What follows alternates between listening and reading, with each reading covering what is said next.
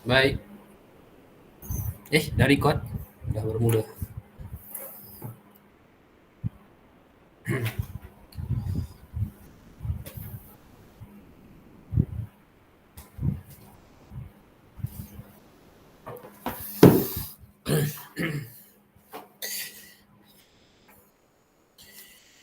Bismillahirrahmanirrahim. Assalamualaikum warahmatullahi wabarakatuh. Waalaikumsalam warahmatullahi. Alhamdulillahi rabbil alamin. Wabihi nasta'in. Wassalatu wassalamu ala nabiyyil amin. Nabiyyil amin. Nabiyyina Muhammad wa ala alihi wa sahbihi ajma'in. Rabbi syrah li sadri wa yassir li amri wahlul 'uqdatam min lisani yafqahu qawli. Wala haula wala quwwata illa billah. Amma ba'd. Allahumma faqihna fid din wa 'allimna ta'wil.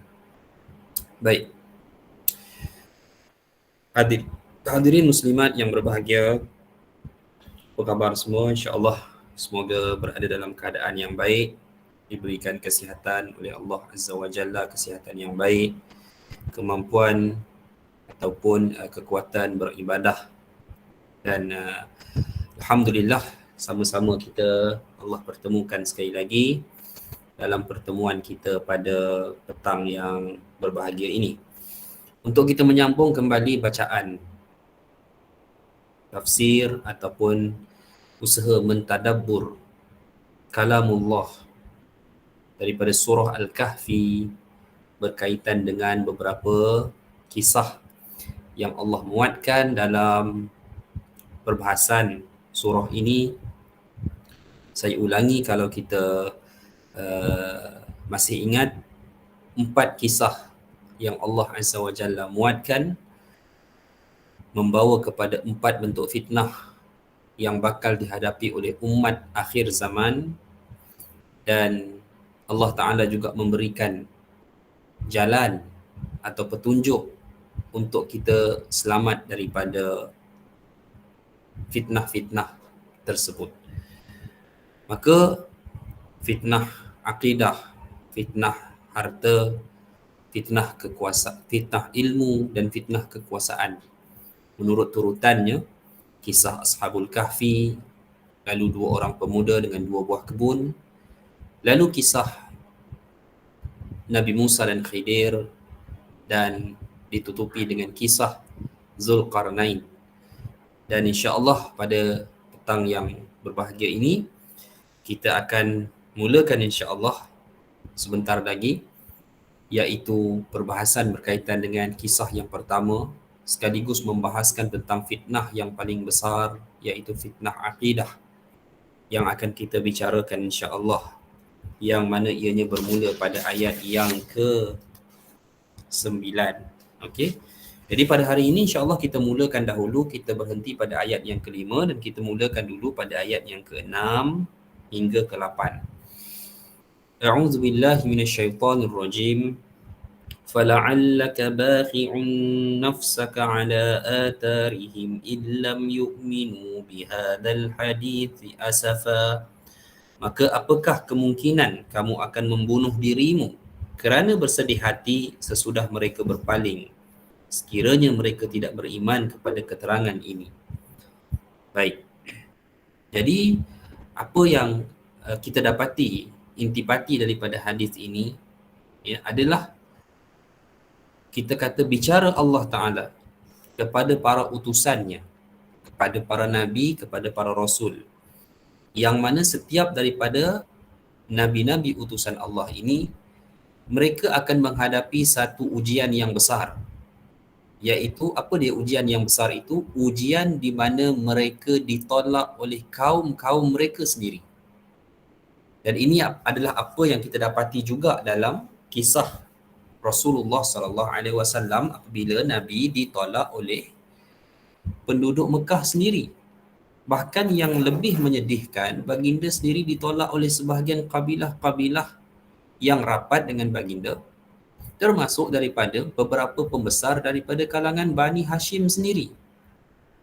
Bahkan Nabi juga mendapat tentangan yang kuat daripada bapa saudaranya iaitu Abu Lahab dan juga beberapa pembesar-pembesar dari kabilah-kabilah yang lain seperti pembesar daripada kabilah suku Bani Makhzum, Amr bin Hisham ataupun lebih dikenali sebagai Abu Jahal, dan juga beberapa musyrikin-musyrikin Mekah yang lain. Begitu juga kalau kita lihat kepada nabi-nabi terdahulu, ada di antara mereka yang dibunuh, kebanyakannya daripada kalangan Bani Israel. Ada di kalangan mereka yang mana hampir keseluruhan daripada kaumnya atau umat manusia pada masa itu meninggalkan dan menolak Nabi tersebut. Sebab itu ada hadis yang sahih daripada Nabi SAW di mana Nabi menyatakan bahawa di hari akhirat nanti aku melihat ada Nabi yang datang kepada Allah Azza wa Jalla berseorangan. So Nabi tu dia pergi kepada Allah Ta'ala dalam keadaan seorang. Maksudnya apa? Tak ada orang pun ikut dia sepanjang daripada tugasnya berdakwah di atas muka bumi. Ada Nabi yang kata Nabi SAW, aku lihat hanya memimpin seorang sahaja. Dan Nabi itu datang kepada Allah Ta'ala, dia bawa seorang sahaja, dalam tempoh tu seorang sahaja yang hanya ikut dia. Baik. Dengan demikian, ini adalah antara ujian yang paling berat sebenarnya ke atas para Nabi. Ya?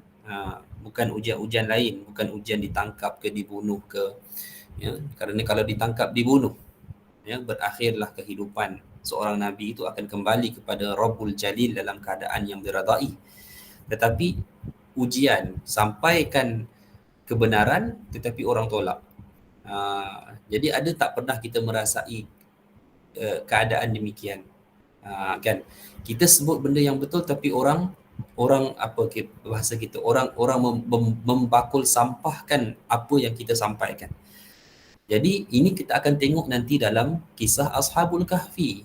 Sebab tu kalau kita berada di zaman Ashabul Kahfi itu, saya tak tahu kita akan berada di mana. Sebab kebenaran hanya ada pada 7 orang pemuda berbanding dengan satu negeri yang lain. Bayangkan. Dalam satu negeri itu hanya 7 orang sahaja yang memegang kebenaran. Baik. Jadi insya-Allah inilah yang kita akan lihat nanti, dan ayat yang ke-6 Allah memberikan satu teguran secara random kepada para rasulnya, kepada para nabinya, dan umumnya kepada semua para pendakwah, bahawa kita kena bersedia bahawa antara ujian yang kita akan terima adalah di mana orang menolak kebenaran yang kita bawa ataupun orang akan tolak kebenaran yang kita sampaikan. Baik. Itu telah terjadi kepada para nabi yang terdahulu. Okey, bahkan kalau kita baca kisah Nabi Yunus alaihi salam yang ditelan ikan. Jadi kisah itu amat menarik. Apakah punca Nabi Yunus ditelan ikan? Dalam surah Al-Anbiya Allah menyatakan wadannuni idh dhahaba mughadiba fa dhanna an lan yaqdir alaihi fanada fi dhulumat. Yang mana Nabi Yunus alaihi salam punca ia ditelan ikan adalah kerana ia meninggalkan kaumnya yang menolak risalah dakwahnya. Nabi Yunus keluar daripada perkampungan kaumnya, tinggalkan kaumnya, doa kepada Allah akan kehancuran kaumnya. Sebelum datang perintah daripada Allah Azza wa Jalla memutuskan apakah kesudahan kaumnya. Jadi itu antara ujian yang Allah berikan, begitu jugalah ke atas Nabi SAW. Tapi Nabi lebih berat. Sebab kalau kita baca sirah Nabi SAW, sebelum Nabi memulakan dakwah pun, Nabi telah mengalami satu situasi yang amat berat. Siapa tahu apakah situasi itu? Situasi persediaan untuk Nabi menjadi seorang Nabi, seorang utusan Allah. Kerana Nabi didatangi oleh Jibril yang Nabi tak tahu apakah makhluk itu. Ya, Jibril. Mana Nabi tahu siapa Jibril pada masa itu? Datang dalam keadaan tiba-tiba memeluknya di Gua Hira dalam keadaan baginda berseorangan. Pernah tiba-tiba Nabi SAW melihat Jibril berada di antara langit dan bumi. Nabi tongak ke langit, tengok ke awan, nampak Jibril sebesar-besar.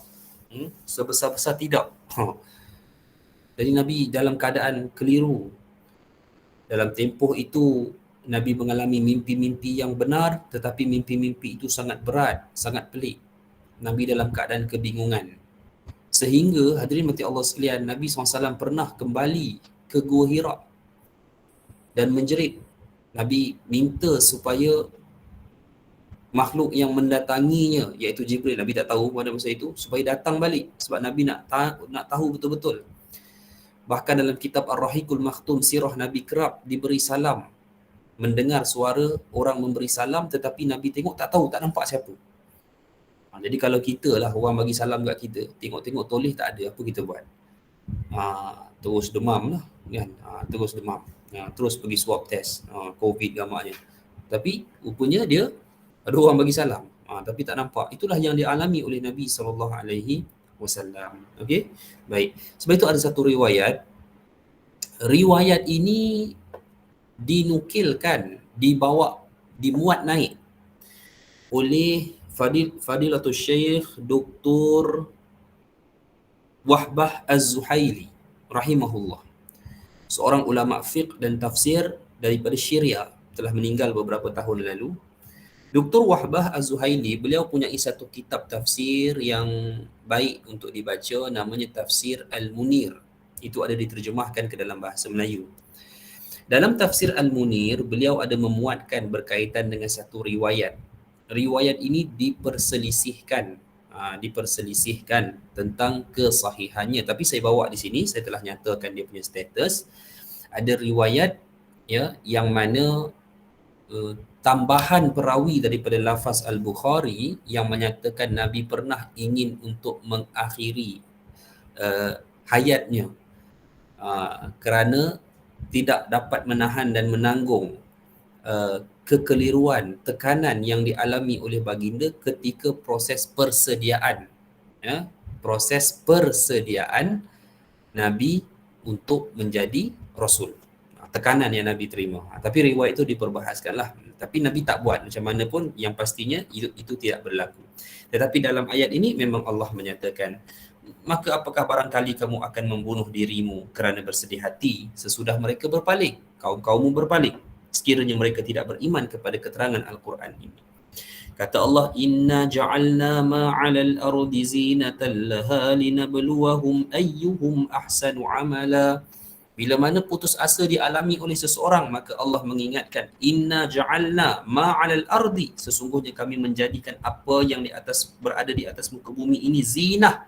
Apa makna zinatan? Perhiasan laha bagi bumi ini. Baik, apa pun bagi orang yang dah putus asa, tidak ada semangat nak hidup, hilang pekerjaan dan sebagainya, ingatkan mereka bahawa dunia adalah perhiasan. Sambil-sambil kita juga mengingatkan diri kita, dunia ini adalah suatu perhiasan. Tak lebih daripada itu. Okey? Tak lebih daripada itu. Tetapi Allah menjadikan dunia ini linabluwahum, untuk kami menguji mereka, ayyuhum ahsanu amala, siapakah di kalangan mereka yang terbaik akan amalnya. Para ulama membahaskan apakah maksud ahsanu amala. Ada sebahagian memaksudkannya dengan ibadah. Siapakah yang terbaik akan ibadahnya. So macam mana ibadah yang terbaik? Perempuan sekalian, apakah maksud ibadah terbaik? Siapa ada definisi maksud ibadah yang terbaik? Mungkin ada orang kata paling banyak solat. Mungkin ada orang kata paling banyak puasa. Mungkin ada orang kata ibadah terbaik adalah siapa yang paling banyak ibadahnya, paling banyak sujudnya, paling banyak salatnya, paling banyak sedekahnya. Baik. Boleh jadi benar demikian kerana Allah juga menilai siapakah yang paling banyak, paling tinggi kuantiti ibadahnya. Tapi dalam masa yang sama, seperti mana kata Fudail bin Iyad, seorang ulama yang diberi julukan Abidul Haramain. Fudail bin Iyad, seorang ulama yang diberi julukan dengan maksud orang yang beribadah di dua tanah haram. Beliau pernah menyatakan bahawa ibadah yang terbaik adalah akhlasuha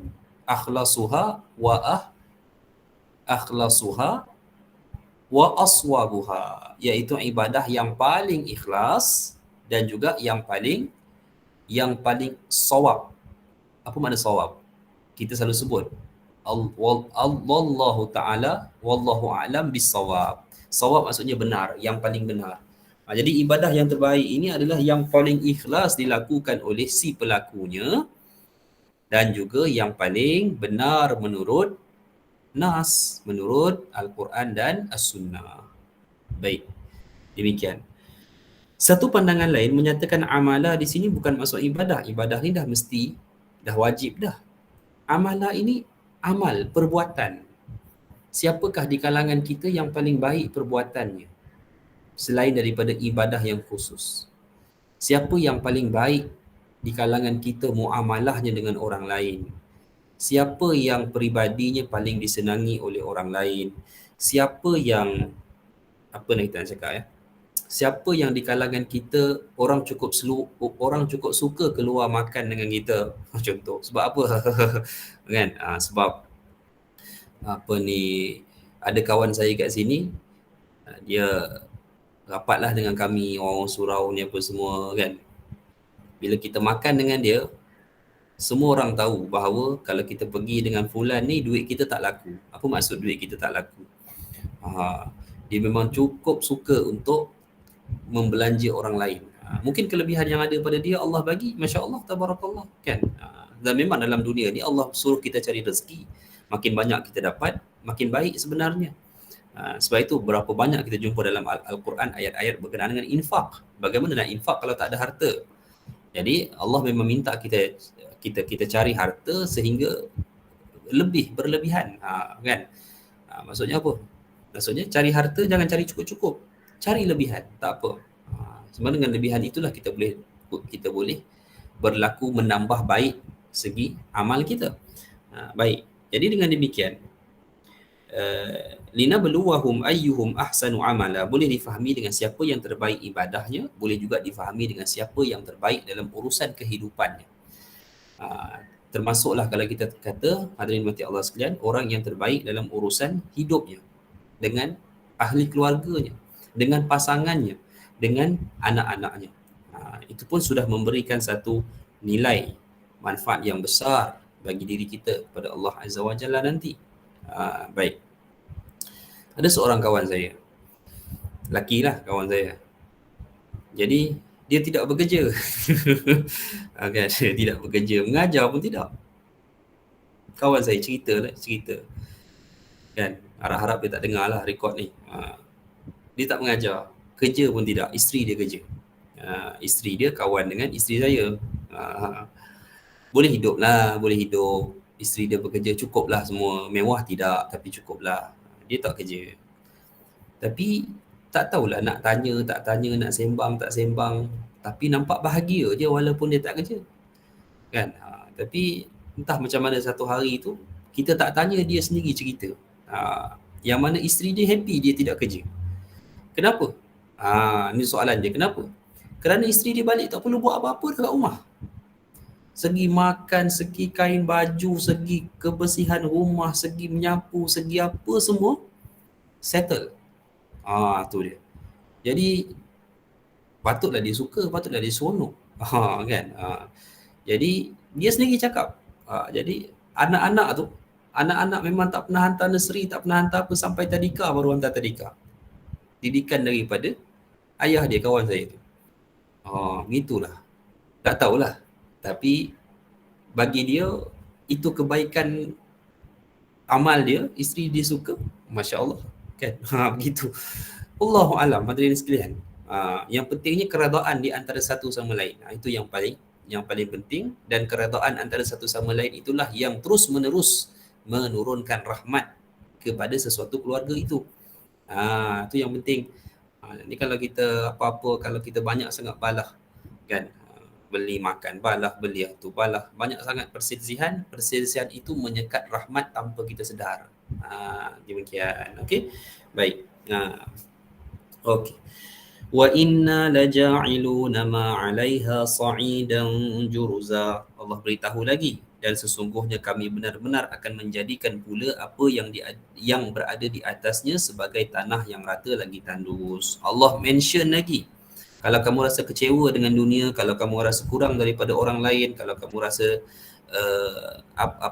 kita rasa kita rendah di dunia, tak dikenali, tak dihargai dan sebagainya, ya, maka memanglah kalau kita buat sesuatu, memang kita akan kecewa bila mana kita mengharap, bila kita buat, kita mengharap penghargaan daripada orang lain. Sebab itu mesti puan-puan pernah dengar kisah seorang wanita yang masuk syurga kerana memberi minum seekor anjing, betul? Kenapa dia boleh masuk syurga? Dia beri minum kepada anjing tu, tak ada mata manusia yang melihat. Dia beri minum kepada anjing itu semata-mata dia nak anjing itu terus survive hidup. Dan bagaimana mungkin wanita itu mengharapkan balasan daripada anjing itu? Tak mungkin. Sedang kita kalau membantu kepada manusia, mungkin ada sekelumit rasa, orang akan puji kita, orang akan kata dia ni bagus, orang akan kata dia pemurah dan sebagainya. Keikhlasan itu satu nilai yang sangat besar memberi efek kepada amalan kita. Allah menyatakan di sini, mana-mana orang yang merasa kecewa, putus asa dengan dunia, ketahuilah wa inna laja'iluna ma 'alaiha, sesungguhnya kami benar-benar menjadikan apa yang di atas dunia itu satu masa nanti sa'idan. Tahu sa'idan apa? Sa'idan ni bukan tanah Malaysia, tanah Arab, tanah pasir tu. Sa'id tu ambil tanah tu, tanah di Arab ni ambil pasir tu boleh genggam begitu, turun tanah tu. Begitu. Dan Allah nak bagi tahu one day Allah akan menjadikan dunia ni jadi macam itulah. Habis macam tu, tak ada apa. Segala binaan yang dibina, segala kemegahan, segala apa-apa pun akan menjadi satu sa'id, satu tanah yang apa orang Melayu panggil seroi ke apa, macam tanah yang hancur, lagi tandus juruza. Satu masa bumi ni takkan menumbuhkan apa-apa tanaman lagi. Sebab itu ada pendapat yang menyatakan mahsyar tu sinilah, kita lah. Mahsyar tu maknanya bumi ni setelah kiamat Allah hamparkan balik. Allah dah hancurkan masa kiamat, so Allah hamparkan balik, dah jadi tandus, tak ada apa. So dia akan jadi tempat himpunan manusia sebelum manusia pergi ke jambatan untuk sampai ke syurga. Okey, baik. Okey. Ada soalan?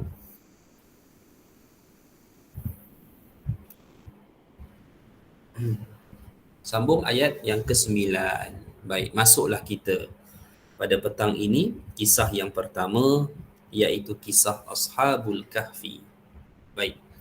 Ashab adalah, boleh kita katakan, pemilik-pemilik, pemuda-pemuda. Al-Kahfi maksudnya gua yang lapang, gua yang dalamnya ada tempat untuk berehat, duduk, baring, bersantai, buat barbecue, camping, apa-apalah, bubuhlah, kan. Kat mana gua Ashabul Kahfi? Wallahu alam. Tapi saya pernah pergilah salah satu gua yang didakwa itulah gua Al-Kahfi, berada di negara Jordan. Dia panggil tu the cave of seven sleepers, ya. Lebih kurang itulah nama dia. Okey. Saya pernah pergi sekali dan dikatakan di situlah guanya. Orang yang briefing itu pun dia briefing lah berdasarkan kisah Al-Quran ini. Secara umumnya bila saya dengar make sense, logik. Tetapi ada pun di mana location yang sebenarnya, wallahu alam, hanya Allah yang lebih mengetahui. Baik.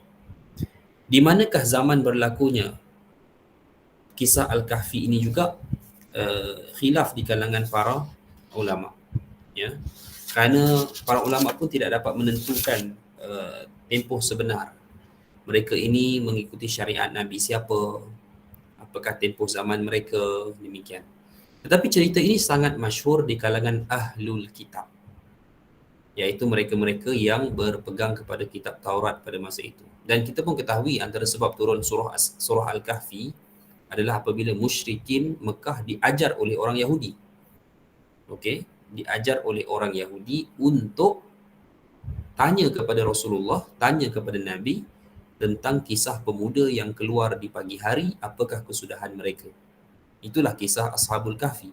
Allah turunkan jawapan bermula ayat 9 menceritakan kisah tersebut. Am hasibta anna ashabal kahfi warraqim kanu min ayatina ajaba.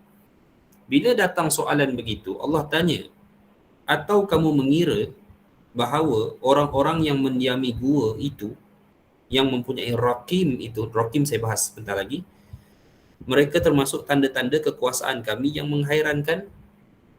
Baik, Allah cabar begitu. Sebab apa?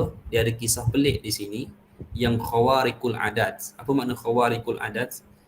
Logik orang tak boleh terima. Okey, logiknya orang tidak boleh terima. Tapi Allah tanya, adakah kamu mengira ataupun kamu kamu menyangka kisah ini pelik?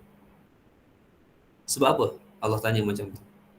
Sebab untuk menidurkan manusia dalam satu tempoh itu bukan suatu perkara yang pelik bagi Allah Ta'ala. Kita boleh tidurkan manusia, hospital boleh tidurkan manusia berapa lama? Allah boleh komakan satu orang berapa lama? Pernah tak kita jumpa orang koma, kita tanya dia, apa yang dia rasa masa koma? Saya ada kawan rapat saya, dia koma 1 bulan. Dan saya tanya dengan dia, apa yang dia rasa masa koma? Dia kata, dia berada pada satu alam. Dia sedar. Cuma dia tak sedar jasad. Tapi dia sedar. Hidup dia kata, macam mimpi tapi bukan mimpi, dia kata. Okey, ini pengalaman daripada orang yang koma. Okey. Dia kata hidup macam mimpi tapi bukan mimpi. Okey. Tapi dia boleh jumpa dua-dua pihak, dia kata. Dia boleh jumpa orang yang hidup dan dia boleh jumpa orang-orang yang dah tak ada. Itu cerita dia. Baik. Cuma dia kata wallahu alam. Dia sedar tu, dia kata apabila dia kata semasa dia koma tu, dia memilih untuk ikut ahli keluarga dia yang masih hidup. Dia kata dalam apa yang dia sedang alami tu. Lepas tu dia sedar after sebulan. Okey, baik. Mudah bagi Allah Ta'ala. Kita tak tahulah, kita pun minta tak jadi begitu, dan ini pengalaman daripada orang yang pernah melaluinya sendiri, dan itu bukanlah sesuatu yang pelik kerana Allah boleh buat macam tu. Bahkan ya, antara sebab Allah tanya soalan ini, tidakkah kita pernah terfikir bagaimana seorang manusia daripada tak ada Allah cipta bagi ada? Okey, bagaimanakah kita ni pada hari ini tercipta ya dengan dalam rahim ibu kita daripada benda yang tak ada, Allah cipta sikit-sikit sampailah jadi keadaan seperti ini. Begitu juga semasa kita mati nanti hari kiamat. Badan semua sudah hancur, tiba-tiba kita hidup balik dengan jasad seperti ini. Pun ada orang yang berasa pelik. Bahkan dia lupa bahawa Allah pernah mencipta yang lebih sukar daripada itu bagi kita, iaitu ketika mana kita tak ada kepada ada. Baik. Jadi kisah Ashabul Kahfi yang Allah sebutkan bersama Raqim. Apa dia Raqim? Raqim ini seorang tabi'in, Abdurrahman ibn Zaid ibn Aslam, dia menyatakan bahawa Ar-Raqim ni syai'un maktub, maksudnya kitab lah. Raqim ni benda yang tertulis. Baik. Kitabum marqum. Kalau ayat Quran, kitabum marqum, kitab yang tertulis.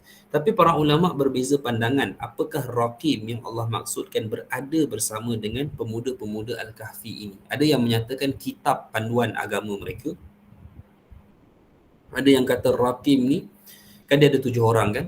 Setiap orang sebelum bertemu dalam gua tersebut, sebelum mereka saling bertemu, mereka menulis diary perjalanan mereka. Bagaimana mereka keluar daripada negeri tu, apa semua mereka lari, apa semua. Jadi catatan tu ada di situ. Wallahu alam, ada juga yang menyifatkan Raqib ini dengan satu catatan bernombor, sebab nombor dalam bahasa Arab apa? Siapa ingat? Siapa belajar bahasa Arab? Nombor dalam bahasa Arab. Raqam, ya, bukan rakam, rakam buah. Raqam betul, sahih. Okey. Raqam, ra qaf mim, numbers. Number tu raqam. Okey. Plural dia arqam. Bukan arkam tu dah. Arqam tu plural kepada number lah, numbers. Jadi ada yang menyatakan bahawa catatan yang bersama dengan mereka ini adalah Raqim, ini adalah catatan-catatan bernombor. Catatan-catatan yang punya nombor.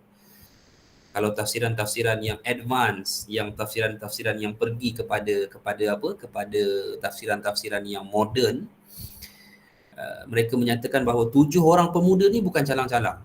Maknanya 7 orang pemuda ini mereka mempunyai nuskah-nuskah catatan-catatan bernombor, maknanya formula-formula macam formula mechanical, formula apa?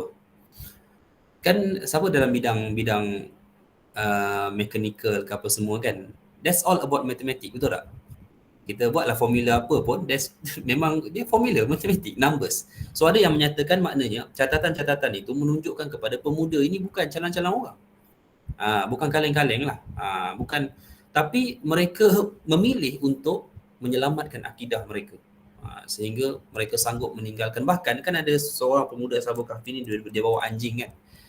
Cerita anjing tu kan. Anjing tu apa? Anjing tu adalah salah seekor anjing dia yang ikut dia kerana dia mempunyai satu tanaman ladang yang begitu besar. So anjing tu dia digunakan untuk menjaga tanaman tersebut. Baik.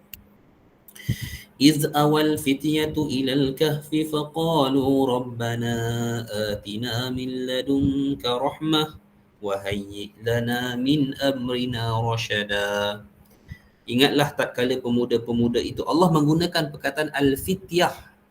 Siapa yang belajar bahasa Arab, fityah ini jamak qillah. Apa maksudnya? Plural yang menunjukkan bilangan kurang daripada 10. Jadi sebab apa pemuda Ashabul Kahfi ni jumlahnya 7 orang. Jadi Allah menggunakan perkataan fityah. Ingatlah ketika mana pemuda-pemuda itu mencari tempat perlindungan di dalam gua, lalu mereka berdoa, Rabbana atina min ladunka rahmah. Ini doa yang baik bagi kita di zaman fitnah. Ya Allah, kurniakanlah kepada kami ini suara tak ada ni. Daripada sisimu akan Tu ada masalah. akan rahmah, wahayyi lana min amrina rasyada, dan berikan dan sempurnakanlah bagi kami petunjuk dalam urusan ini. Urusan apa? Ya, urusan akidah mereka. Apa cerita Ashabul Kahfi? Siapa pernah baca? Mereka ini hidup di suatu zaman yang mana pemerintah mereka minta mereka melakukan kesyirikan. Baik. Hadirin sekalian, dalam Al-Quran Allah menempelak golongan-golongan yang memusuhi Islam. Selain daripada Al-Yahud wan Nasara, Yahudi dan Nasrani, Allah menyebutkan satu golongan iaitu golongan musyrikin. Ianya tidak hanya tertakluk kepada musyrikin yang berada di kota Mekah atau di zaman Nabi SAW, tetapi suatu kaum yang menjadi kaum perosak kepada sistem kehidupan manusia adalah mereka-mereka yang menyembah satu sembahan selain daripada Allah Azza wa Jalla yang dipanggil sebagai ahlu syirik. Sebab tu tuan-tuan dan puan-puan tengok, kita ada golongan Yahudi. Yahudi ni kita tahu, Yahudi ni bagi kita semua jahat. Harga mahal pun kita sebut harga Yahudi. Kadang-kadang orang kita jual lagi mahal daripada Yahudi jual. Kan? Durian tu bukan harga Yahudi, tu harga Melayu. Tapi harganya macam itulah. Kan? Cerita Piramli dulu pun AR Tompel pun sebut ini baju Yahudi mabuk. Mana kamu pakai? Yahudi mabuk, Yahudi juga kena. Tapi sebenarnya Yahudi ni baik ke jahat? Ada orang kata sikit-sikit semua salah Yahudi, sikit-sikit semua salah Yahudi. Ada orang counter balik. Habis nak kata macam mana? Allah tempelak berapa kali golongan Yahudi. Walan tarda ankal yahudu walan nasara hatta tattabi'a millatahum. Yahudi dan Nasrani, mereka takkan redha kepada kamu kaum muslimin sehingga kamu semua mengikuti jejak mereka. Baik. Habis semua Yahudi jahat. Macam mana pula? Zaman Nabi ada Yahudi masuk Islam. Baik. Perempuan sekalian, Yahudi yang ada atas muka bumi ni, dia ada beberapa type.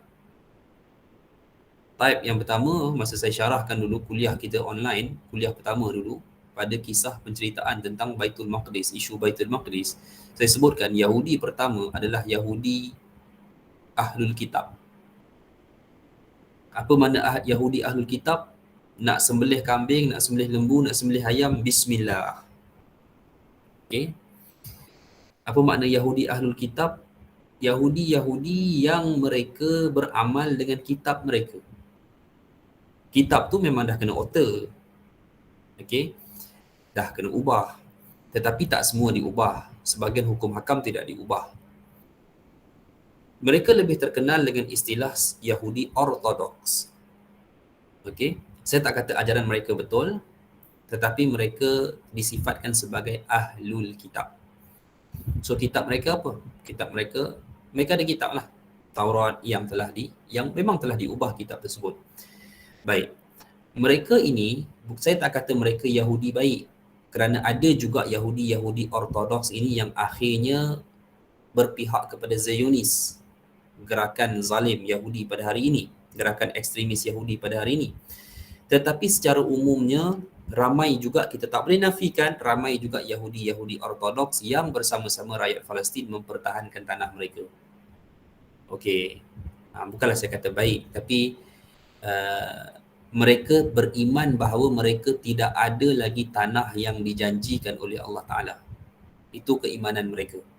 Jadi bagi mereka, kalaupun mereka nak duduk di Palestin, bukan dengan cara seperti hari ini. Baik, dah mana pula Yahudi yang jahat? Kelompok Yahudi yang membuat masalah, yang buat hal dalam dunia ni, itu dipanggil sebagai Yahudi. Dari segi bangsa, kita panggil sebagai Yahudi Ashkenazi ataupun European Jewish. Okey, European Jewish. Orang-orang Yahudi yang datang daripada klan Eropah. Mereka ini, sebahagian besar mereka, terutama golongan-golongan Yahudi elit. Okey, kenal Yahudi elit? Rothschild, Rockefeller, geng-geng yang kan, yang menguasai banyak industri-industri utama di dunia, kan? Hatta kita pun tak tahu, hatta dunia pun tak menjelaskan apa status agama Elon Musk. Kenal Elon Musk? Tak kenal? Tak apalah, tak payah kenal lah, sebab dia pun tak kenal kita. So Elon Musk ni kalau tanya penggaji-penggaji Yahudi, dengan nama pun tahu itu nama Yahudi, kan? Jeff Bezos, kenal Jeff Bezos? Dua-dua ni orang angkasa lah, satu buat SpaceX, satu buat Blue Origin. Okay, so kalau kita tengok pun orang-orang yang menguasai Silicon Valley di US tu, tahu Silicon Valley? Silicon Valley ni center of semualah, Microsoft kat situ, Google kat situ, apa semua kat situ. Majoriti kebanyakan mereka adalah kelompok-kelompok Yahudi yang telah dicanang bahawa mereka ni bijak. Saya tak nafi, memang ada bukti tersebut. Baik, tapi mereka ni adalah Yahudi Eropah, seperti mana pemilik Facebook, Mark Zuckerberg. Okay. Dan kebanyakan mereka ini, mereka berfahaman ataupun beragama dengan Yahudi Kabbalah. Boleh search dekat Google apa makna Kabbalah. Okay, bukan Kabbali, itu filem Hindi. Okay, Rajinikan, Kabali kan. Ini Kabbalah. Okey. Kabbalah adalah ritual kesyirikan. Okey, orang-orang yang mengakui sebagai mereka sebagai Yahudi, tetapi dalam masa yang sama mereka mengamalkan ritual Kabbalah, iaitu ritual kepada pemujaan the son of demon. Mereka tak puja iblis, mereka memuja anak iblis. Okey. Boleh kaji benda tu. Kita boleh baca kalau kita rajin baca. Jadi kadang-kadang di barat dia lebih disebut sebagai Luciferian. Okey. Okey. Boleh faham ke ni? Boleh kan? InsyaAllah tak berat sangatlah. Baik. Ajaran ini juga ada di kalangan Kristian. That's why jangan pelik, Kristian juga ada yang menyokong gerakan Zionis. Walaupun secara umum kita nampak Zionis ni macam agama Yahudi, tapi ada Kristian yang menyokong gerakan Zionis.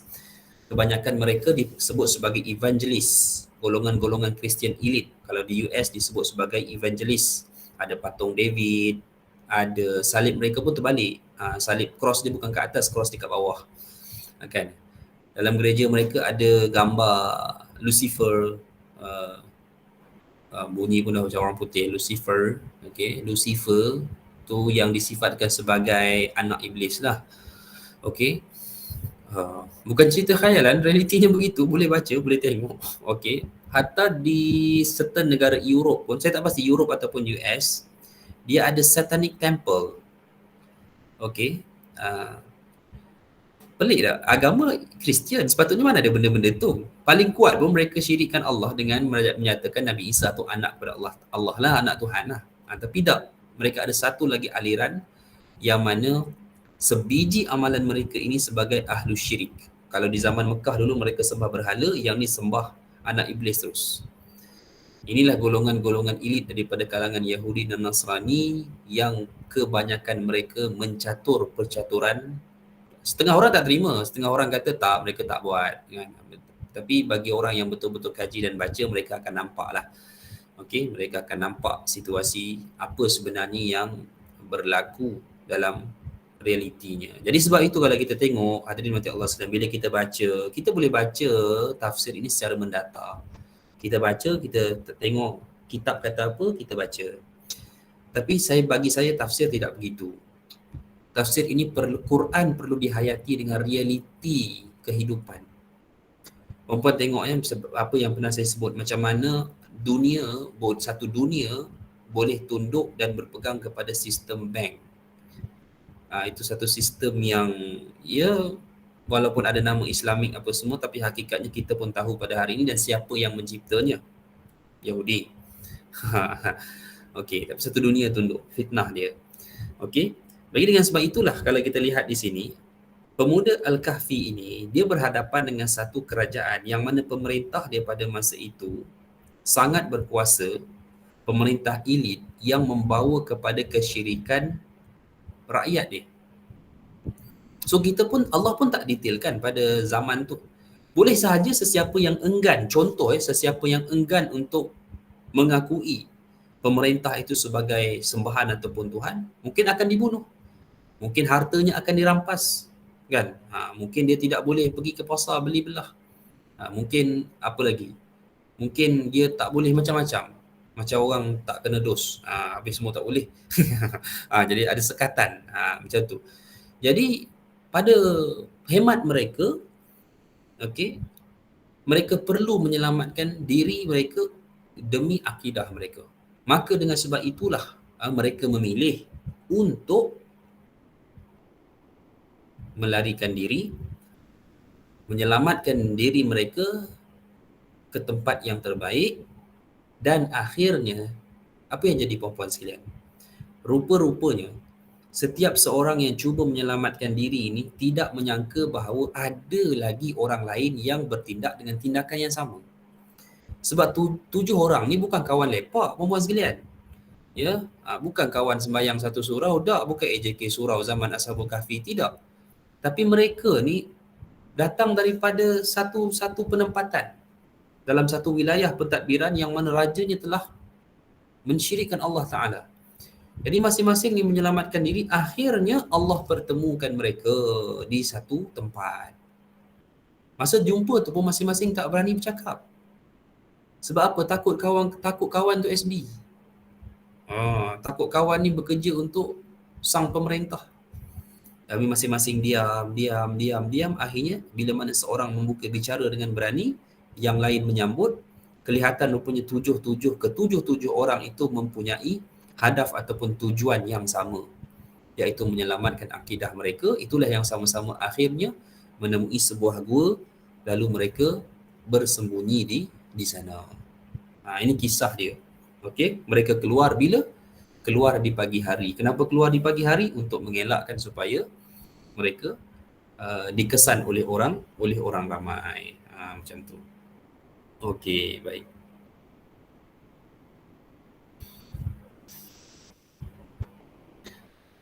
فَضَرَبْنَا عَلَىٰ آذَانِهِمْ فِي الْكَهْفِ سِنِينَ عَدَدًا.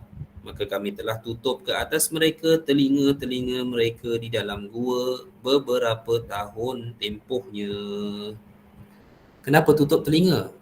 Apa cerita Ashabul Kahfi yang kita tahu mereka ditidurkan oleh Allah? Kenapa Allah tak kata tutup mata? Kenapa tutup telinga? Siapa ada jawapan? Menarik bahasa Al-Quran ni kan. Okey.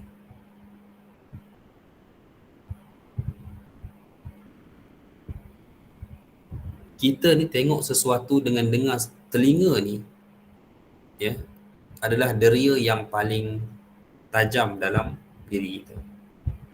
Dia lebih kuat berbanding dengan mata. Sebab tu kalau kita baca Quran, Allah akan dahulukan dengar dengan lihat. Allah sendiri pun Allah kata innallaha sami'un basir. Dengar dan lihat. Okey.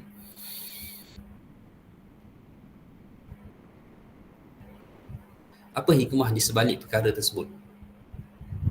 Okey.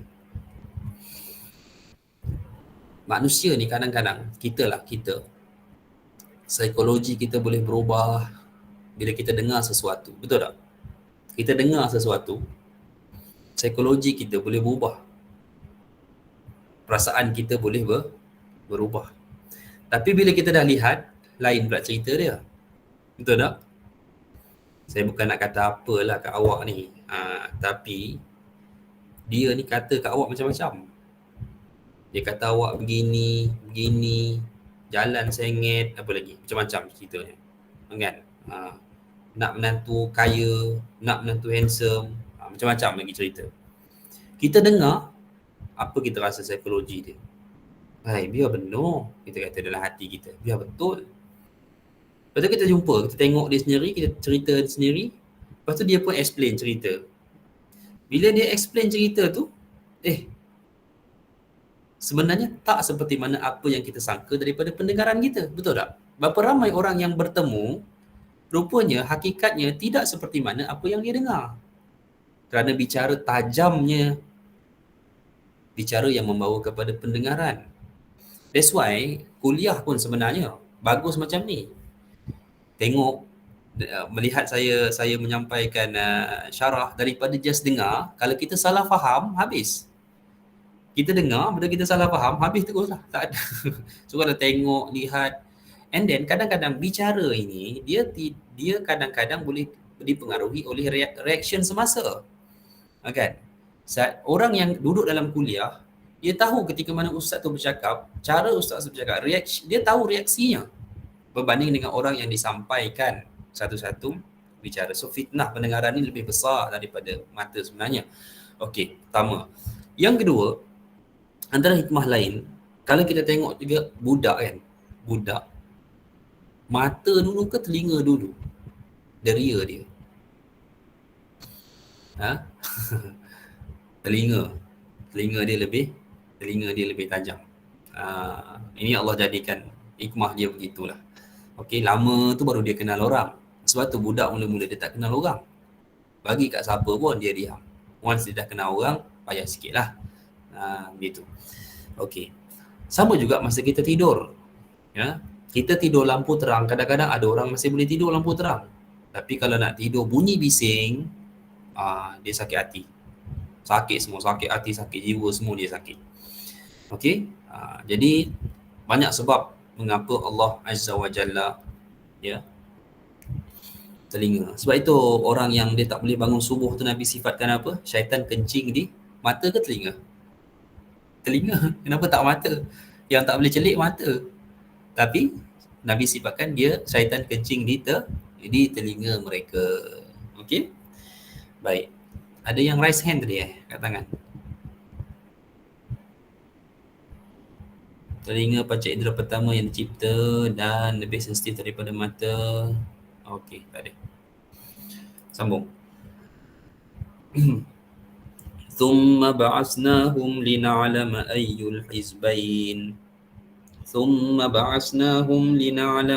الحزبين أحصى لما لبثوا أمدا.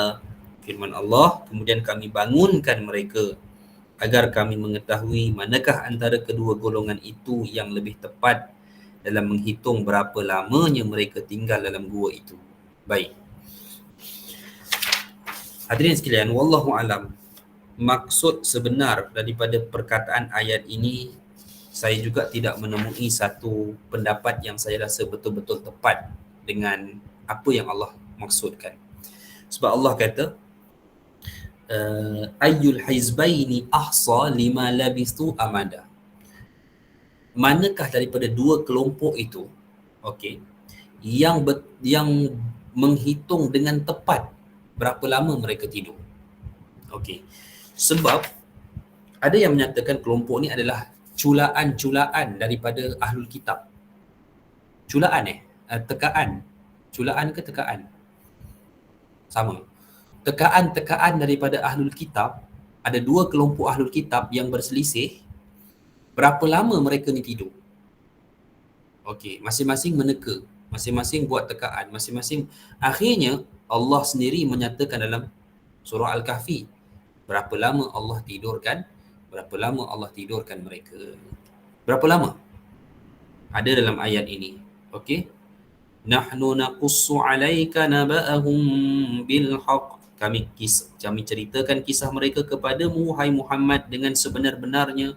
Innahum fityatun amanu bi rabbihim wa zidnahum huda. Mereka itu adalah pemuda-pemuda yang beriman dengan Tuhan mereka dan kami tambahkan kepada mereka akan petunjuk. وَرَبَطْنَا عَلَى قُلُوبِهِمْ إِذْ قَامُوا فَقَالُوا رَبُّنَا رَبُّ السَّمَاوَاتِ وَالْأَرْضِ لَن نَّدْعُوَ مِن دُونِهِ إِلَٰهًا لَقَدْ قُلْنَا إِذًا شَطَطًا. Allah menyatakan dan kami meneguhkan hati mereka. وَرَبَطْنَا عَلَى قُلُوبِهِمْ إِذْ قَامُوا. Di waktu mereka berdiri lalu mereka berkata. Ya, ada kata berdiri ni berdiri melawan fitnah sang pemerintah tadi. Ada yang menyatakan ketika mana mereka bangkit semula daripada tidur. Ya, baik. Rabb kami adalah Rabb langit dan bumi. Kami sekali-kali tidak menyeru ilah, yakni Tuhan selain ia. Sesungguhnya kami kalau demikian telah mengucapkan perkataan yang amat jauh dari kebenaran. Haula'i qaumun attakhadhu min dunihi alihah laula ya'tuna 'alaihim bisultanin bayyin faman adlamu mimman iftara 'ala Allahi kadiba. Kaum kami ini telah menjadikan selain dia. Ini penjelasan Ashabul Kahfi. Apa Ashabul Kahfi kata? Kaum kami telah menjadikan selain Allah sebagai sembahan-sembahan. Mengapa mereka tidak mengemukakan alasan yang jelas tentang kepercayaan mereka? Mereka pun tak dapat berikan alasan yang kukuh mengapa mereka menjadikan sembahan-sembahan lain selain Allah. Siapakah yang lebih zalim daripada orang-orang yang mengadakan kebohongan terhadap Allah Azza wa Jalla? Wa idh i'tazaltumuhum wa ma ya'buduna illa Allah fa'u ila al-kahfi yanshur lakum rabbukum min rahmatih wa yuhayyi' lakum min amrikum mirfaqa. Dan apabila kamu meninggalkan mereka dan apa yang mereka sembah selain Allah, maka carilah tempat berlindung ke dalam gua. Sebab apa? Sebab apa suruh lari? Kenapa tak pergi dakwah? Kerana nak buat sesuatu benda pun kena lihat kepada kemampuan. Itu. Okey, pada masa itu Allah perintahkan berlindunglah dalam gua. Ya, niscaya Rabbmu akan melimpahkan sebahagian rahmatnya kepadamu dan menyediakan sesuatu yang berguna bagimu dalam urusan kehidupan kamu. Jadi baik. Jadi dengan itulah mereka akhirnya mengambil keputusan. Ya. Baik. Apa ni? Untuk menyendiri. Beruzlah dipanggil. Okey. Menyendiri. Dia sekarang ni kalau perempuan tengok, ramai pun sebenarnya orang yang mengambil jalan uzlah ni. Tapi mereka ni kena ni lah juga dengan jabatan agama. Tak tahulah. Ada orang yang menganggap, ada orang yang merasakan pada pendirian mereka, kita ni zaman fitnah yang amat dahsyat. So mereka tak boleh nak hidup dengan teknologi ni. Okey? So apa mereka buat? Mereka tinggal dalam hutan, buat rumah. Ada kelompok tu, memang ada. Jabatan agama pun berapa kali dah pergi tempat mereka, jumpa. Baik. Satu kelompok lah. Ustaz saya ada seorang ustaz bahasa Arab. Orang Melayu lahir di Mekah. Ya, tapi akhir at the end dia balik ke Malaysia lah. Saya anggap dia sebagai guru saya dalam bahasa Arab. Usia dia pun dah mencecah 60 tahun dah. Bila dia pencen kerja, dia mengajar di pusat latihan diplomatiknya apa ni, tak ingat nama penuh dia, tapi dia ajar diplomat bahasa Arab lah untuk keluar negara. Once dia pencen, saya kata, Ustaz apa plan pencen? Dia ada rumah kat Ampang. Dia kata saya dah prepare 5 tahun sebelum ni. Terkejut saya. Apa Ustaz prepare, cerita sikit. Kata, saya beli kontena. Saya ingat dia nak jaga lori. Saya beli tanah, saya beli kontena dalam hutan kat Negeri Sembilan. Okay.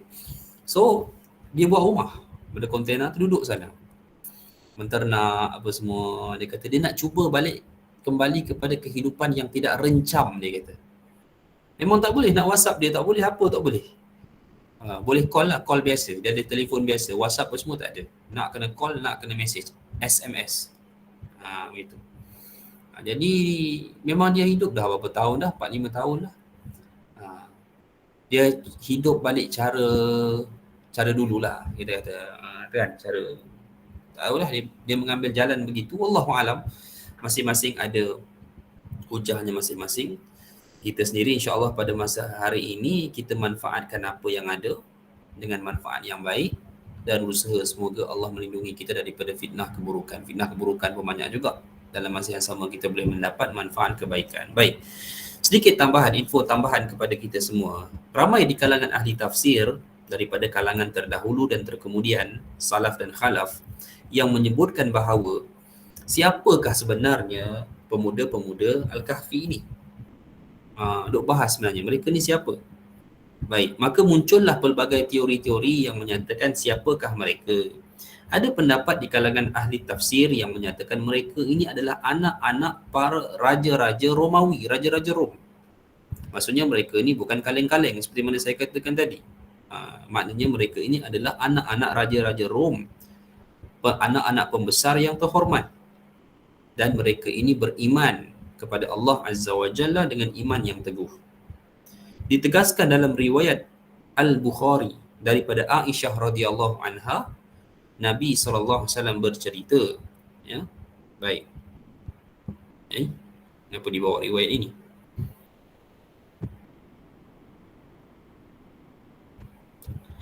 Al-arwahu junudun mujannadatun fama ta'arafa minha ikhtalafa wa ma tanakara minha ikhtalafa. Roh-roh itu bagaikan tentera yang dikerahkan, yang saling kenal akan bersatu dan yang saling mengingkari akan saling menjauh. Dia macam ni. Kadang-kadang kita pergi Mekah buat haji ke, buat umrah ke. Lepas tu kita jumpa somebody. Kita jumpa tu kadang-kadang satu rombongan, jumpa masa makan. Tapi bila dah berkenalan, tak sangka akhirnya masing-masing ada kebaikan yang sama. Contoh, suka dengan kuliah, suka pergi pengajian. Nampak tak? Allah pertemukan kita. Ada hadis Nabi SAW sebut bahawa roh-roh ini dia bagaikan tentera yang dikerahkan. Dia akan saling mengenal sebenarnya. Roh antara roh.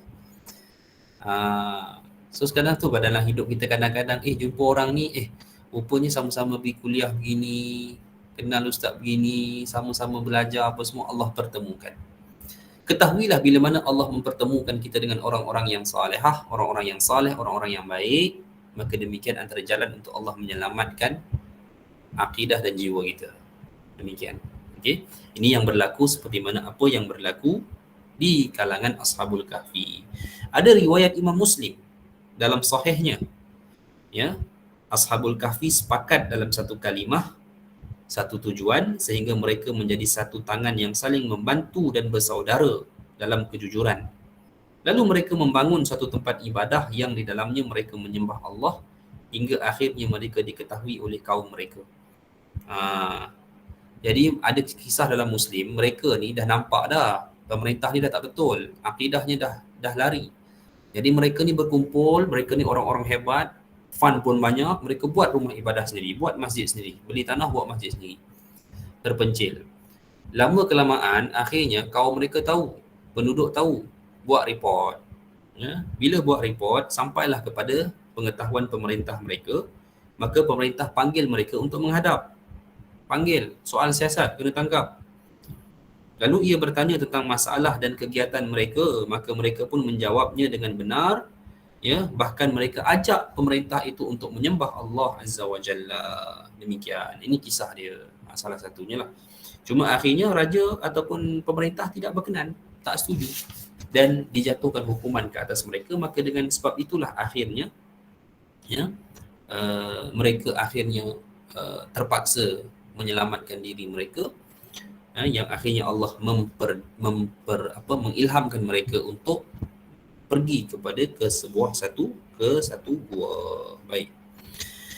Allahu a'lam. Hadirin mati Allah sekalian, terdapat satu hadis Nabi SAW, yushiku ay yakuna khairu mali ahadikum ghanaman yattabi'u biha sya'afal jibal wa mawaqi'al qatr yafirru bidinihi minal fitan.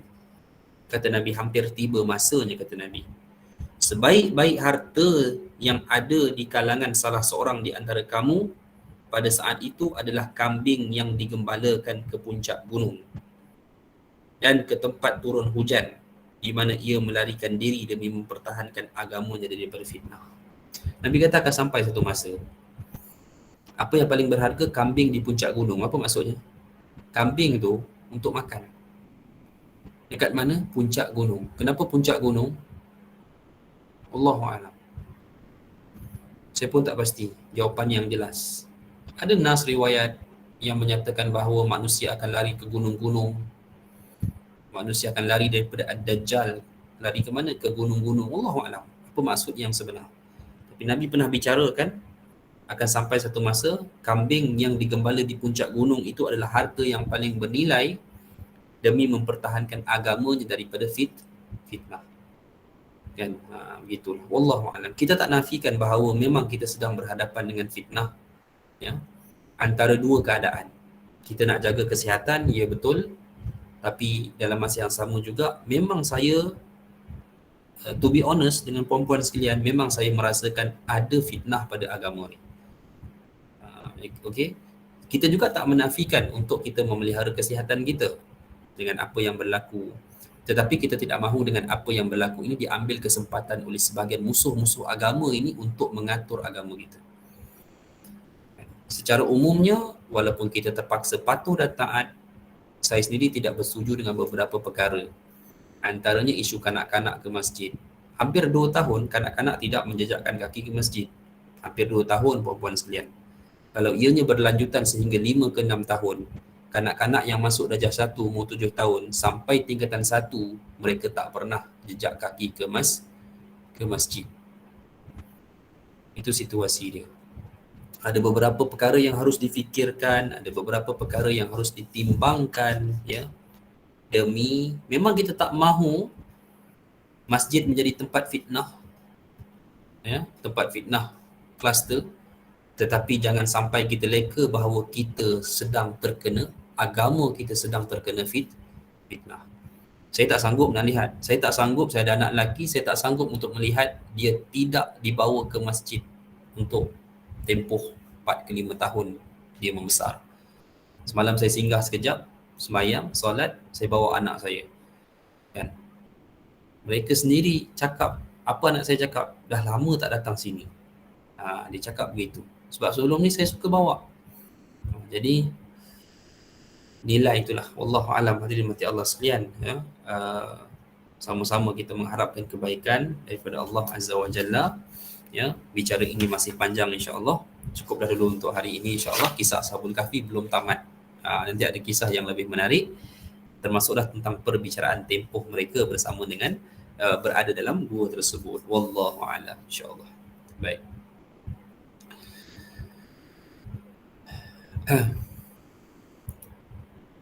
Ada soalan?